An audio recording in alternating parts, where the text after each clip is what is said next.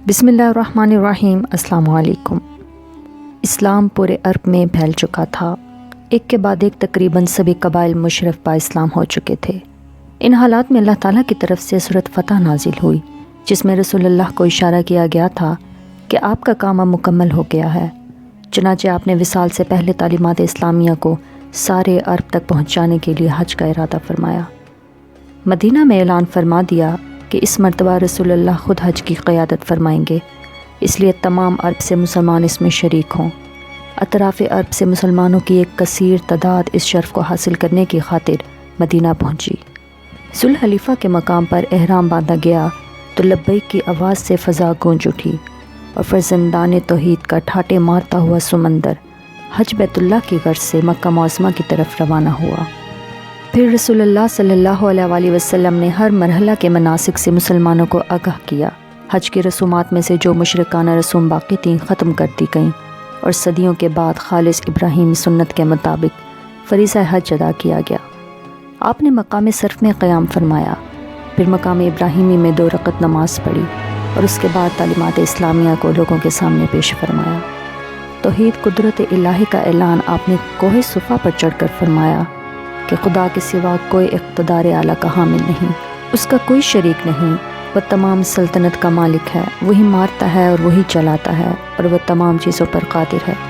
کوئی خدا نہیں مگر وہ اکیلا ہے۔ خدا نے اپنا وعدہ پورا فرمایا اور اپنے بندے کی مدد کی اور اکیلے تمام قبائل کو شکست دی۔ پھر 9 ذی الحج میں رسول اللہ نے مناسک حج قائم کرنے کی غرض سے حضرت ابوبکر صدیق رضی اللہ تعالیٰ عنہ کو امیر الحج بنا کر روانہ فرمایا۔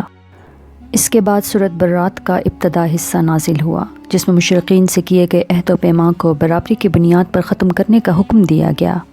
اس حکم کے آ جانے کے بعد رسول اللہ نے حضرت علی بن ابی طالب کو روانہ فرمایا تاکہ وہ آپ کی جانب سے اعلان کر دیں۔ ایسا اس لیے کرنا پڑا کہ خون اور مال کے عہد و پیمان کے سلسلے میں عرب کا یہی دستور تھا کہ آدمی یا تو خود اعلان کرے یا اپنے خاندان کے کسی فرد سے اعلان کروائے، کیونکہ خاندان سے باہر کے کسی آدمی کا کیا ہوا اعلان تسلیم نہیں کیا جاتا تھا۔ حضرت ابوبکر صدیق سے حضرت علی کی ملاقات ارجیہ وادی زجنان میں ہوئی۔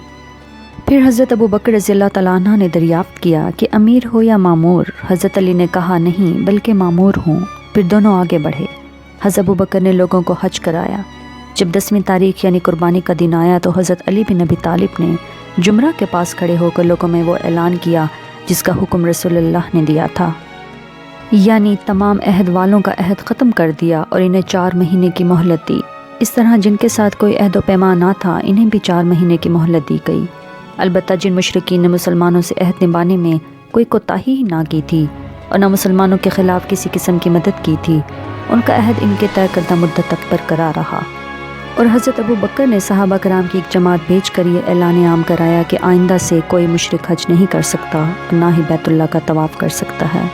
یہ اعلان گویا جزیرۃ العرب سے بت پرستی کے خاتمے کا اعلان تھا، یعنی اس سال کے بعد بت پرستی کے لیے آمد و رفت کی کوئی گنجائش باقی نہیں رہی۔